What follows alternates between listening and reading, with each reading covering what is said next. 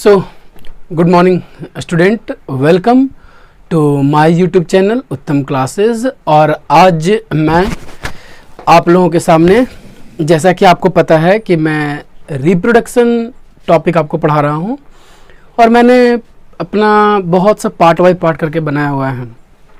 तो ये मेरा नेक्स्ट पार्ट है जो कि बहुत इम्पॉर्टेंट पार्ट है।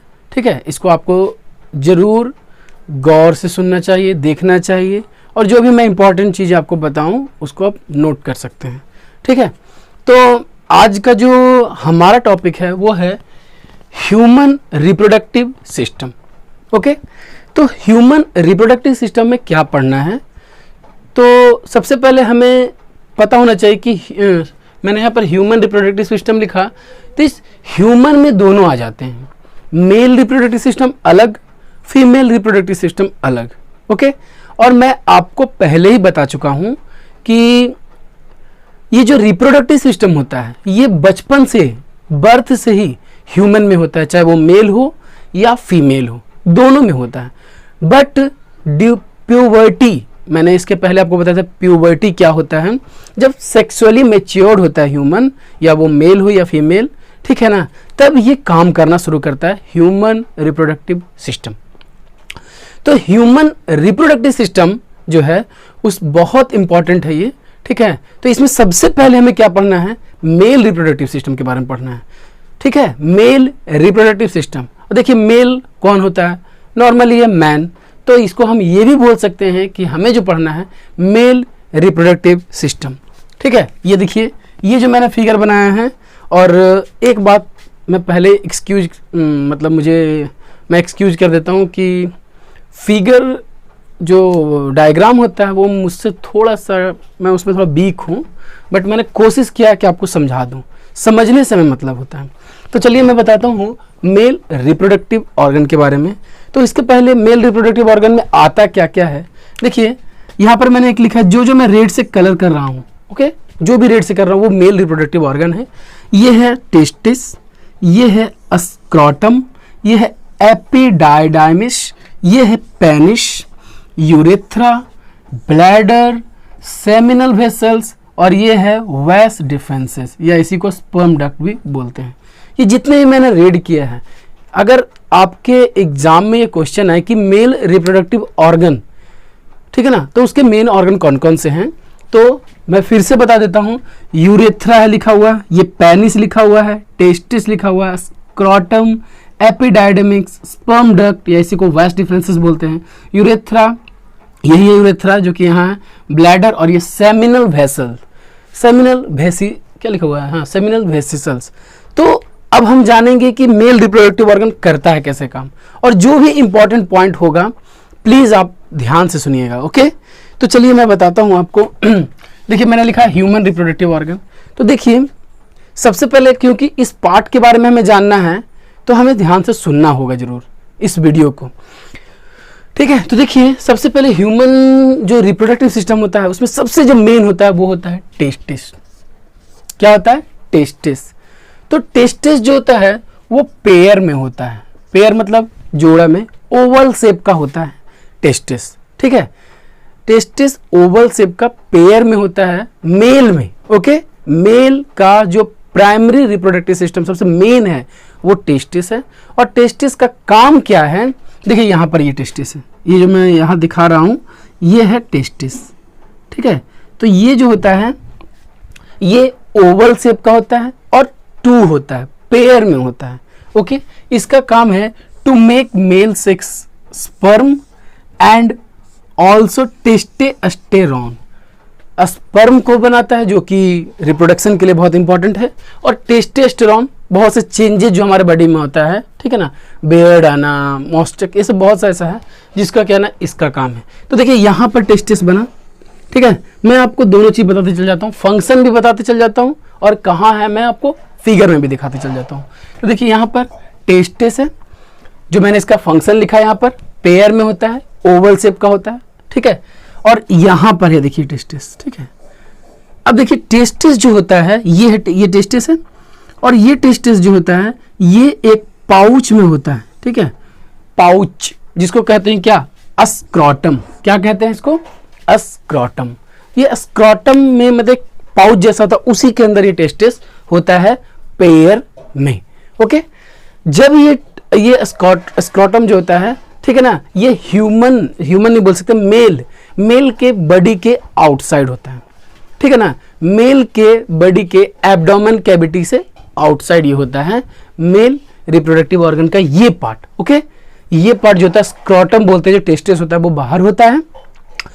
तो इससे बहुत इंपॉर्टेंट एक क्वेश्चन बनता है जो कि मैं आपसे शेयर कर रहा हूं कि एक बहुत इंपॉर्टेंट क्वेश्चन, 2 या 3 नंबर का बहुत इंपॉर्टेंट क्वेश्चन बनता है कि ह्यूमन जो ये स्क्रॉटम जो टेस्टिस जो होता है, टेस्टिस ये एब्डोमेन कैविटी से बाहर क्यों होता है? ठीक है, फिर से मैं बोल रहा हूं, एब्डोमेन कैविटी से बाहर क्यों होता है? ठीक है ना, तो देखिए इसका सिंपल सा आंसर है। देखिए ये जो टेस्टिस होता है ना, ये क्या करता है? स्पर्म बनाता है। क्या करता है? स्पर्म बनाने का काम करता है। और स्पर्म बनाने का काम करता है, इट मीन्स इसको स्पर्म बनाने के लिए हमारा जो नॉर्मल बॉडी है टेम्परेचर, उससे 3 डिग्री कम टेम्परेचर चाहिए। अगर हमारे बॉडी में 37 डिग्री सेंटीग्रेड है तो हमें इसको टेस्टिस को 34 चाहिए। जितना भी ह्यूमन का बॉडी टेम्परेचर उससे 3 डिग्री कम चाहिए। इस कारण से टेस्टिस कहाँ होता है?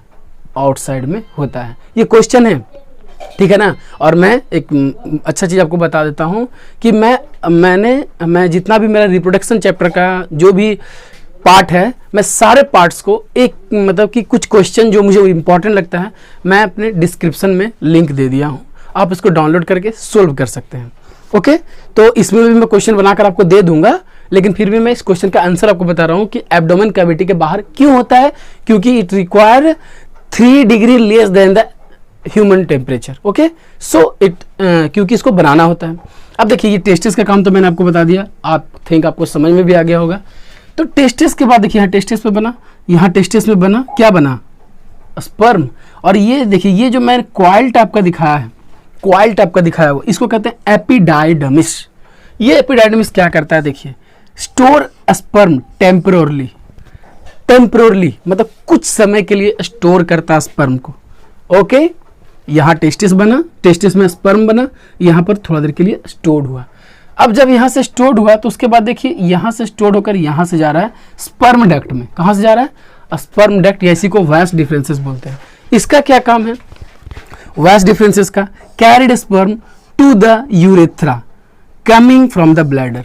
ब्लैडर से जो यूरेथ्रा आ रहा है वहां तक ये कैरी करने का काम करता है। ठीक है, ये कैरी करने का काम करता है। उसके बाद देखिए ये यहां से कैरी करता है, यहां से ऐसे ले जाता है, यहां से ले जाकर यहां से ऐसे ले गया यहाँ। अब देखिए रास्ते में कौन आया? Seminal vessels. ठीक है ना, ये वेस्ट डिफरेंसेस में स्पर्म डक्ट इसको ले गया, स्पर्म डक्ट ले गया यहाँ पर सेमिनल वेसल। सेमिनल वेसल्स का क्या काम है? एड दियर सिक्रेशंस। ये जो भी कुछ भी सिक्रेट करता है, ये जो भी सिक्रेशन करता है, ठीक है ना, वो ऐड करता है किसमें? स्पर्म में, क्योंकि यहाँ से स्पर्म जा रहा है, स्पर्म में सिक्रेशन का, एंड मेक स्पर्म लिक्विड, और स्पर्म को लिक्विड टाइप का बना देता है। और उस लिक्विड टाइप के स्पर्म को क्या कहा जाता है? सीमेन। क्या कहा जाता है? Semen. Okay, and also provide nutrition. ये सेमिनल वेसल क्या करता है? स्पर्म को पहले तो उसको लिक्विड टाइप का बना देता है सिक्रेशन से, और प्रोवाइड क्या करवाता है? न्यूट्रिशन भी प्रोवाइड करता है। Okay, clear? चलिए यहां तक आ गया। अब यहां से देखिए क्या होता है, यहां से ये आया और यहां यूरेथ्रा के थ्रू, ये देखिए जो मैं ब्लू से दिखा रहा हूं, यहां से देखिए ये ब्लैडर होता है। ठीक है ना, आपको पता होगा कि ब्लैडर में क्या होता है? यूरिन, जो कि हम एक्सक्रिएटरी सिस्टम में पढ़े थे। ये यूरिन, इसके थ्रू, यूरेथ्रा के थ्रू यूरिन भी आता है जो हमारे शरीर का बेस्ट प्रोडक्ट है, यो भी आता है, या फिर ये भी। ठीक है ना, तो ये ड्यूरिंग, ये जो आता है कब? जब स्पर्म ड्यूरिंग क्या उसको बोल सकते हैं, कॉपुलेशन प्रोसेस होता है, उस समय ये यहाँ से आता है और यहाँ से पेनिस के थ्रू बाहर चला जाता है। ठीक है ना, पेनिस का क्या काम है? देखिए मैंने यहाँ यूरेथ्रा को लिखा पहले, carry the sperm to the organ called penis. Penis organ तक लाने का काम करता है ये कौन? यूरेथ्रा। ये जो यूरेथ्रा मैंने यहाँ लिखा ना, देखिए यहाँ यूरेथ्रा लिखा हुआ है ना, यूरेथ्रा ऐसे लिखा हुआ है, यूरेथ्रा। ये जो यूरेथ्रा है कैरी करने का काम करता है इस सीमेन को, या ठीक है ना, ये दोनों को कैरी करता है, स्पर्म को भी कैरी करता है, ठीक है ना। और यूरिन आपको पता होगा, यूरिन जो कि बेस्ट प्रोडक्ट होता है हमारे, उसको भी कैरी करता है। एंड लास्ट पेनिस, यहाँ passes the sperm from the men's body, men's क्योंकि मेंस का रिप्रोडक्टिव ऑर्गन है तो मेंस बॉडी से ये into vagina of female body, female body के वेजिना में ये पास करता है, ठीक है ना। तो मैंने कोशिश किया आपको समझाने का, मैंने सबको फंक्शन भी लिख दिया, सबके बारे में बता भी दिया, ठीक है ना। आप इसको ध्यान से देख लीजिए। फिगर तो मैं पहले ही बता चुका हूं कि मैं फिगर उतना अच्छा नहीं कर पाता, बट मैंने कोशिश किया है, और ये सारा का मैंने काम भी लिख दिया फंक्शन, तो आप इसको देख लीजिए। अब इसके बाद मैं आपको बताऊंगा कि फीमेल रिप्रोडक्टिव ऑर्गन क्या होता है, ठीक है। तो पहले इसको आप देख लीजिए, उसके बाद मैं सेकंड बताऊंगा।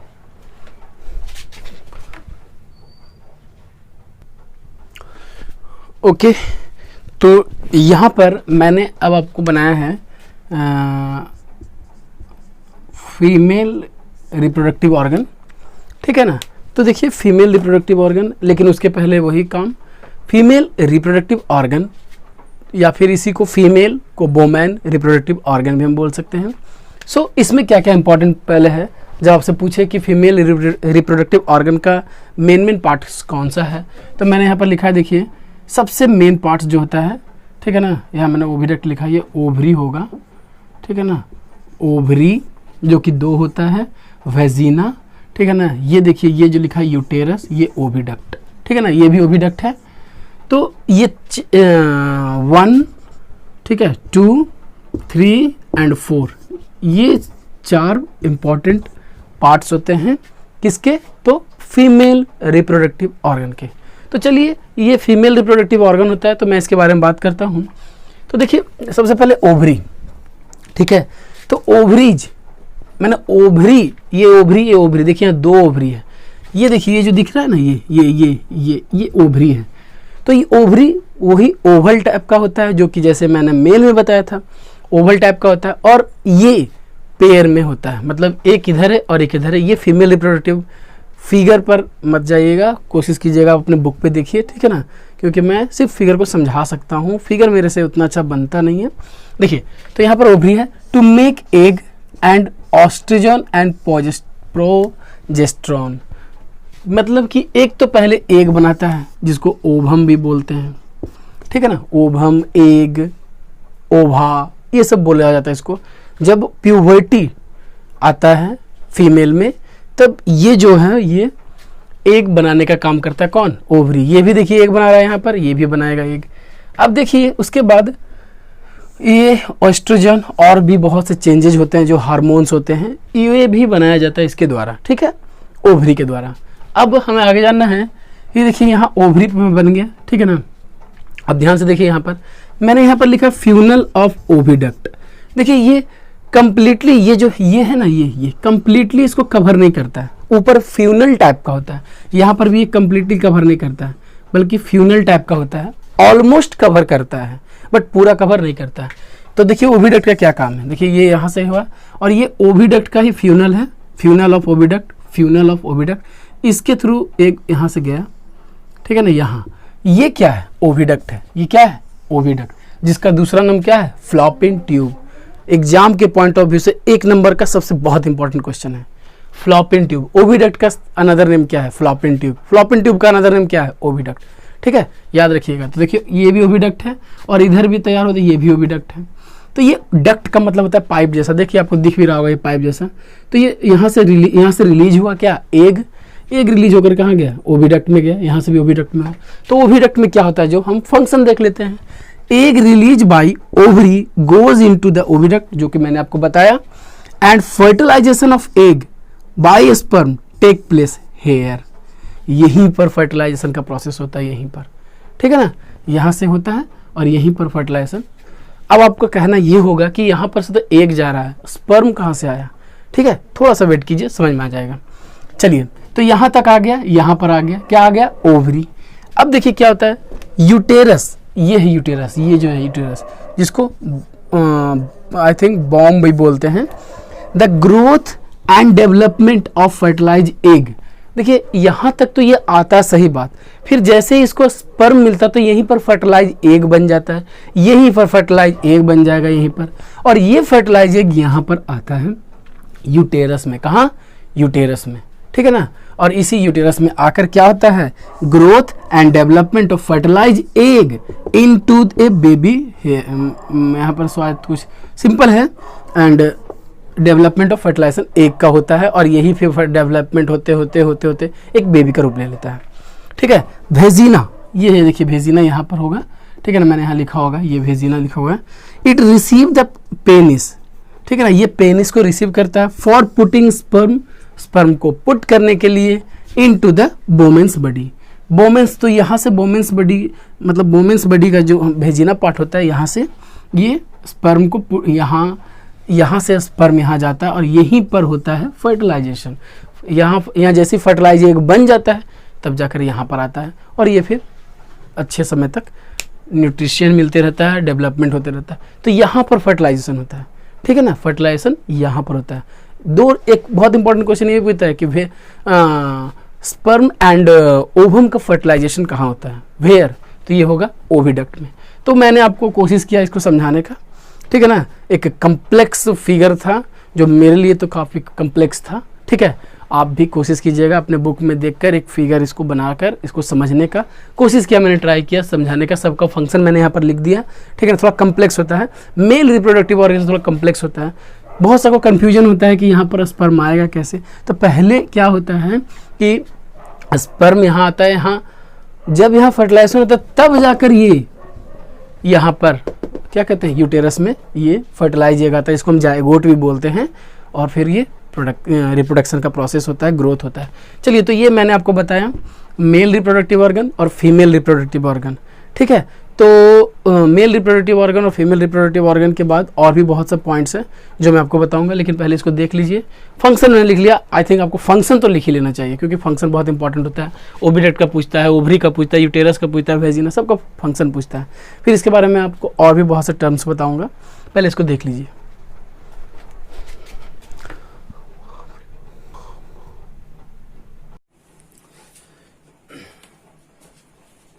तो मैंने आपको मेल रिप्रोडक्टिव ऑर्गन और फीमेल रिप्रोडक्टिव ऑर्गन के बारे में बताया। अब मैं आपको बताऊंगा फर्टिलाइजेशन के बारे में, ठीक है। तो फिगर तो मैं नहीं बना पाया, ठीक है ना, लेकिन फिगर में मैंने आपको बताया था कि फर्टिलाइजेशन ओविडक्ट में होता है और ओविडक्ट से कहाँ जाता है, फिर वो यूटेरस में जाता है। तो उसी को हम आगे बढ़ाते हैं। देखिए लिखा हुआ है the fertilization of the ovum takes place in the oviduct. आपको मैंने बताया था ओविडक्ट में फर्टिलाइजेशन होता है और उस ओविडक्ट में फर्टिलाइजेशन होता है और फिर उसी वो जो फर्टिलाइज एग बन जाता है। देखिए मैं यहाँ पर लिखा हूँ कैसे डेवलपमेंट होता है एम्ब्रियो का, ठीक है। When the ovum is fertilize in oviduct, oviduct में जब ओवम फर्टिलाइज होता है, देन जायगोट इज फॉर्म। मैं आपको बताया ना उस फर्टिलाइज एग का दूसरा नाम क्या है, जायगोट। 1 मार्क्स का क्वेश्चन ये भी है, ठीक है। मैं जो भी बोल रहा हूँ ध्यान से सुनिएगा, 1 मार्क्स का क्वेश्चन ये भी है। फर्टिलाइज एग, जायगोट का अनदर नेम, या फिर फर्टिलाइज एग का another name zygote. It divide and move slowly into oviduct. Hundreds of cell में डिवाइड हो जाता है ये जायगोट और स्लोली कहाँ चला जाता है, ये यूटेरस में, sorry. Then and it make hundreds of cell. देखिए यहाँ पर यूटेरस में नहीं, यहाँ यूटेरस लिखना चाहिए था मुझे, ठीक है ना, यूटेरस में। और हंड्रेड्स ऑफ सेल बना देता है, कहाँ जाकर, यूटेरस में जाकर। मैंने आपको फिगर दिखाया था, okay. It sink in the soft and thick lining of the uterus. वहां जाकर ये डूब जाना बोलना या फिर सिंक हो जाता है, चारों तरफ से कवर हो जाता है यूटेरस में। एंड इम्बेडेड, और चारों तरफ से इम्बेड हो जाता है। और इसी प्रोसेस को कहते हैं इम्प्लांटेशन। इम्प्लांटेशन एग्जाम में क्वेश्चन पूछता है कि इम्प्लांटेशन क्या करते हैं, किसे कहते हैं। तो ये जो फर्टिलाइज एग है, जायगोट है, इस जायगोट को यूटेरस में सिंक कर जाना सॉफ्ट एंड थिक लाइनिंग के साथ इम्प्लांटेशन कहलाता है। आफ्टर इम्प्लांटेशन ए डिस्क लाइक स्पेशल टिश्यू, वो जो इम्प्लांटेशन हो गया चारों तरफ से यूटेरस से वो कवर हो गया, तो एक स्पेशल टिश्यू उसको कवर करता है, ठीक है ना, डेवलप हो जाता है between the uterus ball and embryo. Embryo जो बना, जो जायगोट था, वो जायगोट और यूटेरस के बीच एक थिक लाइनिंग बन जाता है, ठीक। और वो थिक लाइनिंग क्या करता है, विच इज कॉल्ड जिसको क्या कहते हैं, प्लासेंटा। क्या कह लेते हैं, प्लासेंटा। प्लासेंटा का काम फिर एग्जाम के पॉइंट ऑफ व्यू से बहुत इंपॉर्टेंट, प्लांसेटा क्या काम है? It provide nutrition, respiration, excretion, सारा काम, ठीक है ना। प्रोवाइड नहीं लिखना चाहिए, मतलब ये सारा काम करवाता है, मदर्स बॉडी से दिलाता है। अगर ऑक्सीजन चाहिए उस जायगोट को जो कि एम्ब्रियो बन गया, हो गया एम्ब्रियो बन गया, तो उसको न्यूट्रिशन का जरूरत होता है, रिस्पायरेशन का जरूरत होता है, और मतलब कि सारा बहुत से न्यूट्रिशन का जरूरत होता है उसको ग्रो अप करने में, डेवलप करने में। वो मदर्स बॉडी के द्वारा कौन देता है? प्लांसेटा देता है। कौन देता है? प्लांसेटा। प्लांसेटा का काम बहुत जरूरी है, आपको याद रखना पड़ेगा कि ये उस बेबी को, वो जो एम्ब्रियो है, वो जो बेबी बनने वाला है, उसको सब कुछ प्रोवाइड कौन करता है? Placenta. The time period from the fertilisation up to birth is called gestation. Gestation, ठीक है ना। और गैस्टेशन मतलब एक जायगोट से एक बेबी जो कि यूटेरस में बनता है, ये जो टाइम पीरियड है इसको बोलते हैं गैस्टेशन, ठीक है ना। और ये गैस्टेशन का पीरियड लगभग 38 वीक का होता है, ठीक है। आपको पता होगा कि शुरू में जायगोट होता है तो 2 और 3 वीक तक वो जायगोट एम्ब्रियो में बनता है, फिर वो एम्ब्रियो लगभग कुछ सप्ताह के बाद 6-7-8 सप्ताह के बाद वो एम्ब्रियो किसमें बन जाता है? तो मैंने यहाँ पर लिखा था फोएटस में। और वो फोएटस जो कि उसको पहचानने लायक हो जाता है, फिर वो फोएटस धीरे धीरे बड़ा होता है, 38 वीक लगभग 9 मंथ तक लगता है, और तब जाकर एक बेबी प्रोड्यूस होता है, ठीक है ना। मदर्स यूटेरस में वो डेवलप होता है एंड डेवलप होता है, और लास्टली वो फिर जो कि बोला जाता है कि एक नॉर्मल तरीके से वो फिर बेबी बॉर्न करता है। तो that is the main process of fertilization जो कि मैंने आपको समझाया, ठीक है ना। अब हम जानेंगे और भी कुछ बहुत इंपॉर्टेंट टर्म, ये आपको समझ में आया? तो अगर आया तो आप इसको लिख सकते हैं। इसके बाद और अभी बहुत इंपॉर्टेंट टर्म है इसमें, ठीक है, क्योंकि ये वीडियो बहुत इंपॉर्टेंट है, इसलिए तो देखिए। और फिर मैं बता देता हूँ कि मेरे वीडियो के जब आप डिस्क्रिप्शन में जाइएगा तो कुछ क्वेश्चंस आपको मिलेंगे, क्वेश्चन सोल्व जरूर कीजिएगा, ठीक है ना। उसका मतलब मैं एक लिंक है, लिंक को आप डाउनलोड करके क्वेश्चन बना सकते हैं, बट इसको देख लीजिए फिर मैं आगे बताता हूँ। ओके, यहाँ देखिए मैं कुछ और भी इम्पोर्टेंट बातें आपको बताने जा रहा हूँ। ध्यान से देखिएगा, यहाँ पर है जायगोट, डिफरेंसेस, तीनों में क्या डिफरेंसेस है? जायगोट, एम्ब्रियो और फोएटस, इसमें क्या डिफरेंसेस है वो मैं आपको बताने जा रहा हूँ, ठीक है ना। देखिए, it is formed by the fusion of male and female. आपको पता है जायगोट कैसे बनता है? तो मेल और फीमेल का, मेल एंड फीमेल नहीं बोल सकते, male cell, male sex cell, और इसको बोलेंगे फीमेल सेक्स सेल। इन दोनों के फ्यूजन से बनता है। जबकि ये क्या बनता है? तो रिपीटेशन ऑफ जायगोट से बनता है, ठीक है। और ये कैसे बनता है? ग्रोथ ऑफ एम्ब्रियो से बनता है। मतलब जायगोट का रिपीटेशन तो एम्ब्रियो, एम्ब्रियो का रिपीटेशन तो फोएटस।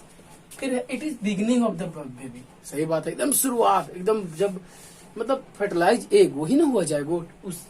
और ये अप टू 8 वीक, मतलब शुरू से 8 वीक के बीच का ये पार्ट होता है एम्ब्रियो, और ये आफ्टर 8 वीक, और 8 वीक के बाद जो होगा वो फोएटस होगा। फिर है single cell and smaller than full stop, छोटा होता है, सिंपल होता है, सिंगल सेल का होता है, और मात्र फुल स्टॉप जो आप लिखते हैं ना किताबों में, कॉपी पे लिखते हैं फुल स्टॉप, कुछ लिखाते हैं टीचर उसको फुल स्टॉप, बस उतना छोटा होता है।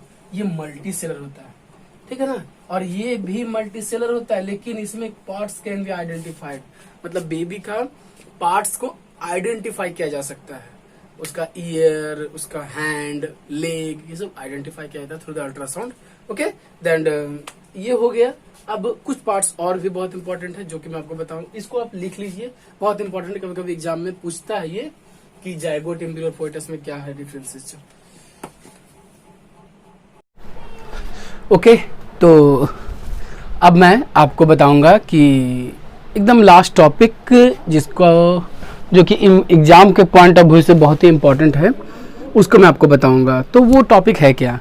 इसके पहले मैंने आपको बहुत सा इंपॉर्टेंट टॉपिक बताया, male reproductive organ, female reproductive organ, फिर मैंने बताया फर्टिलाइजेशन, फिर मैंने बताया ओवरी, फिर फोएटस के बारे में, फिर डिफरेंसेस बताएं, फिर मैंने स्टेप्स बताए, तो बहुत सी चीज़ बताई। अब एक छोटा सा टॉपिक है छोटा, लेकिन इससे बहुत से इंपॉर्टेंट क्वेश्चन पूछे जाते हैं, ठीक है ना। तो इम्पॉर्टेंट क्वेश्चन जो भी पूछा जाता है क्या है, जो देखिए ये टॉपिक का नाम है sexual cycle of female in female. Female में प्यूबर्टी के बाद बहन फीमेल प्यूबर्टी के जब बाद फीमेल्स जो होते हैं तो वो सेक्सुअली मैच्योर्ड हो जाते हैं। तो उस समय ये एक जो बोला जाता है ये एक नेचुरल है, ठीक है ना, सेक्सुअल साइकिल उनमें जनरेट होता है, सेक्सुअल साइकिल जिसको कि मेंस्ट्रुएशन साइकिल भी बोला जाता है। ओके, ठीक है।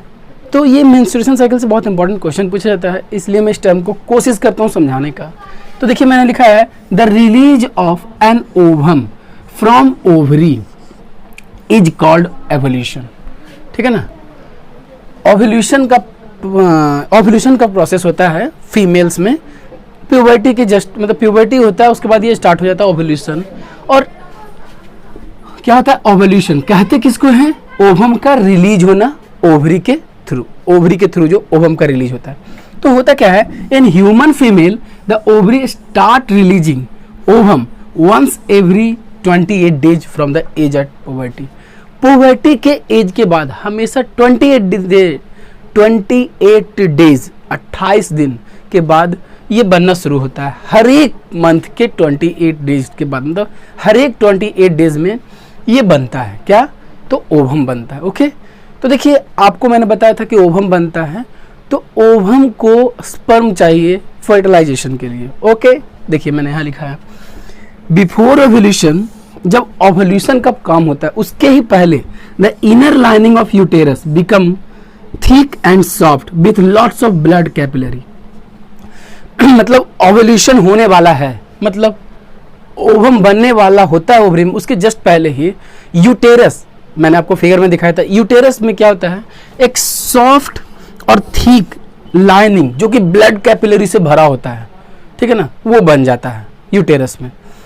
क्यों बनता है वो यूटेरस, क्यों होता है, क्योंकि यूटेरस को ऐसा लगता है कि ओवम जैसे ही रिलीज होगा वैसे ही वो स्पर्म के साथ फर्टिलाइज होगा और वो फिर यूटेरस में आएगा। फिर यूटेरस इसको क्या करेगा, कवर करेगा चारों तरफ से, इम्प्लांटेशन करेगा, मैंने बताया था आपको। बट भेन, यहाँ पर बट भी लिख सकते हैं या भेन, but sperm is not available. देखिए दो कंडीशन बनता है यहाँ पर, अगर यहाँ से यूटेरस रेडी है सॉफ्ट एंड थिक लाइनिंग के साथ, तो अगर ये ओवम फर्टिलाइज हो गया, ओके, अगर ये ओवम फर्टिलाइज हो गया तो ये क्या होगा, फर्टिलाइज एक बनेगा, जाइगोट बनेगा, यूटेरस में चला जाएगा, यूटेरस में फिर वो ओवरी एम्ब्रियो बनेगा, एम्ब्रियो के बाद फोइटस बनेगा, फोइटस के बाद बेबी बनेगा, प्रोसेस हो जाएगा।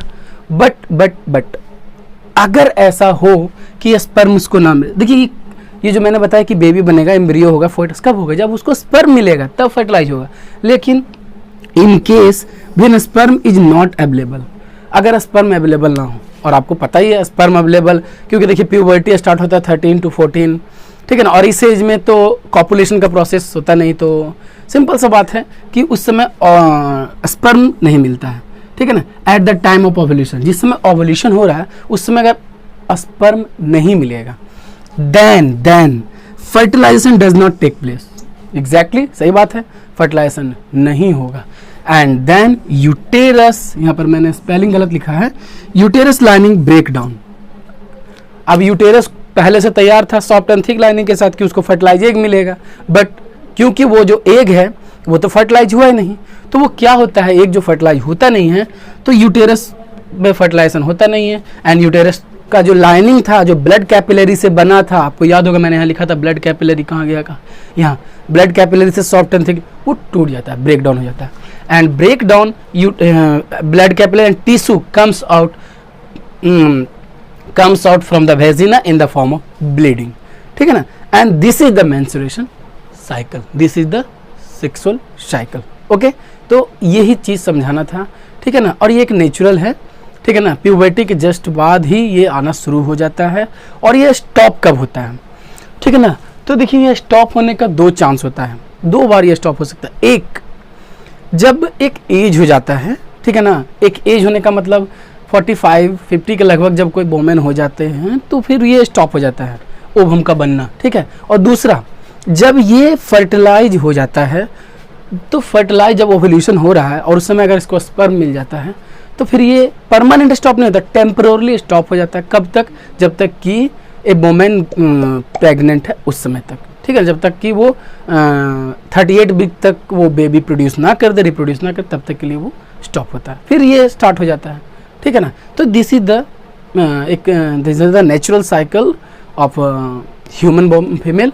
एंड लास्ट में अब इसमें मैंने कोशिश किया बताने का, लेकिन एक बहुत ही इंपॉर्टेंट क्वेश्चन इससे पूछता है, इस कारण से मैं इस टॉपिक का कोशिश किया समझाने का, ठीक है ना। वो क्वेश्चन है कि what happen when eggs does not fertilize. एकदम आई थिंक अगर आप पिछले 5 साल का क्वेश्चन देखिएगा तो उसमें जरूर 3 या 4 पूछा गया क्वेश्चन है, what happen when egg does not get fertilize, ठीक है ना। तो इसके लिए ये काम, या फिर कभी कभी पूछता व्हाट इज मेंस्ट्रुएशन साइकिल, ठीक है ना, तो आपको बताना पड़ेगा। ओके, तो व्हाट इज, अगर बोला जाए कि व्हाट इज मेंस्ट्रुएशन साइकिल, तो आपको बताना पड़ेगा द ब्रेकिंग क्या, the breakdown and removal of inner thick and soft lining of the uterus along with the blood, ठीक है, through the vagina, it is called क्या बोल देंगे। तो ये था मेंस्ट्रुएशन साइकिल। मैंने आपको कोशिश किया, कुछ टर्म और है जिसको कि मेनार्क बोला जाता है। तो मेनार्क क्या होता है, the first occurrence of menstruation, उसको मेनार्क बोला जाता है। पहली बार जब कोई प्यूबर्टी के बाद कोई फीमेल फर्स्ट टाइम जो होता है तो उसको मेनार्क बोला जाता है।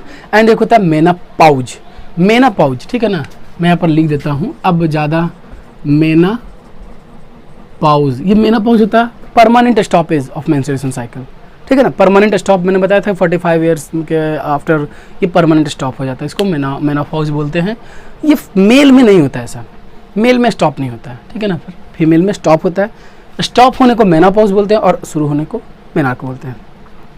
तो मैंने कोशिश किया कि आपको ये पूरा का पूरा टॉपिक बहुत अच्छा से समझ में आए, और आई थिंक आपको समझ में आ भी गया होगा, ठीक है ना। तो कमेंट जरूर कीजिएगा कि आपको समझ में आया चाहे नहीं। और जैसा कि आपको पता है कि अब मेरे रिप्रोडक्शन चैप्टर का जितना भी मैंने पार्ट्स बनाया है, इसके बाद एक पार्ट्स और है जो कि बर्थ कंट्रोल को लेकर है, जो कि इम्पॉर्टेंट है, अवेयरनेस का टॉपिक है, वो आएगा। लेकिन एक चीज़ बता देता हूँ, मैं हर पार्ट में जो भी मैं टॉपिक पढ़ाता हूँ उस टॉपिक से रिलेटेड, ठीक है ना, उस टॉपिक से रिलेटेड मैं सब में कुछ ना कुछ क्वेश्चन जो मुझे इंपॉर्टेंट लगता है मैं अपने डिस्क्रिप्शन में दे देता हूँ। तो आप लोग कुछ मत कीजिए, देखिए इसको, पढ़िए, नोट्स बनाइए, और फिर डिस्क्रिप्शन में जो क्वेश्चन डाला हुआ है आप लोग डिस्क्रिप्शन में देख सकते हैं, ठीक है ना। उसमें मैंने लिंक आपको शेयर किया है, उस लिंक को आप डाउनलोड कर लीजिए क्लिक करके, और उसमें आपको कुछ क्वेश्चन मिलेंगे 6, 5, 6, 7, 8 जो भी मुझे लगता है कि बोर्ड के लिए इंपॉर्टेंट है, वो मैंने क्वेश्चन आपको डाल दिया, तो उसको ईजिली डाउनलोड कीजिए। और आई थिंक ये बेटर होगा स्टूडेंट के लिए, मैंने कोशिश भी किया है, ठीक है ना। बहुत से स्टूडेंट्स का ये डिमांड था कि क्वेश्चन होना चाहिए, तो मैं क्वेश्चन डिस्क्रिप्शन बॉक्स में आप देख लीजिएगा, उसमें क्वेश्चन आपको मिल जाएगा। हर पार्ट को मैं बनाता हूँ उसी पार्ट से रिलेटेड। सो आज के लिए इतना ही, ठीक है ना। अगर आपको वीडियो अच्छा लगे तो लाइक कीजिए, कमेंट कीजिए, शेयर कीजिए, ठीक है ना। आप लोग शेयर नहीं करते हैं बट शेयर कीजिए। एंड एक पार्ट इसका और बचा हुआ है, वो पार्ट में जल्द ही आएगा और ये चैप्टर फिनिश हो जाएगा। सो इस वीडियो के लिए और आज के लिए thanks and have a nice day.